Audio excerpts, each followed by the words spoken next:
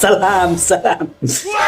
গরুর গোবর আর গরুর মূত্র যদি পান করা যায় তাহলে মানুষের শরীরে যে বিকাশ এবং বৃদ্ধিগুলো ঘটে।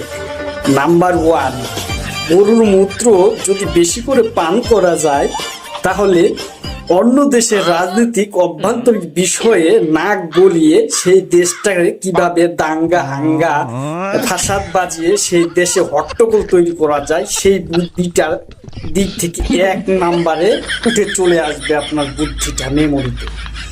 নাম্বার 2 হচ্ছে বেশি বেশি করে গোবর আর মূত্র পান করলে সেটা হচ্ছে ওই দেশের যারা হিন্দু তারা মনে করেন, যারা হিন্দু খাঁটি হিন্দু তারা কি বলবে জানেন?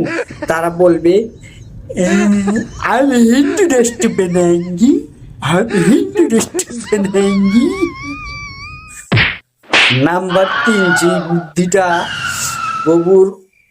গরুর মূত্র আর গোবর পান করলে 3 নাম্বার যে বুদ্ধিটা হবে, তাদের যে মানসিক বুদ্ধি এবং চোখ সেইগুলো পাছার নিচে চলে আসবে, সেই চোখ আর থাকবে না, ভালো মন্দ আর দেখবে না।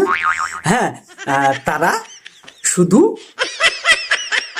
অন্ধভক্ত, অন্ধ হয়ে যাবে আর তাদের বুদ্ধিগুলো পিছন দিয়ে বের হয়ে জমিনে ঢেলে যাবে। ঠিক যেভাবে গরু মুতলে যেরকম জমিনে পড়ে যায়, ঠিক তাদের বুদ্ধিটাও এইভাবে মাথা থেকে বেরিয়ে পাছা দিয়ে নিচে জমিনে পড়ে যায়। বুঝতে পারলেন কিনা? নাম্বার 4, গরুর মূত্র পান করলে সেই দেশের মানুষগুলো অকম্মা, মূর্খ, বলদ, হিজড়া আর এবং কি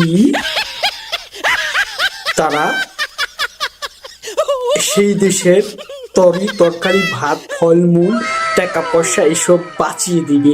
কি কারণে জানে? কারণ তারা তো এইসব বেশি খায় না, তারা বেশি গরু গোবর আর মূত্র খায়। এই জন্য ফল ফলাদি খাবার দাবার দিলে ওই টাকাটা বেঁচে গেল না, এই জন্য তারা গোবর খায়। বুঝলেন কি না? এটাই হচ্ছে গরুর মূত্র পান করলে যেসব বুদ্ধিগুলা মাথার ভিতরে ঘুরতে থাকে।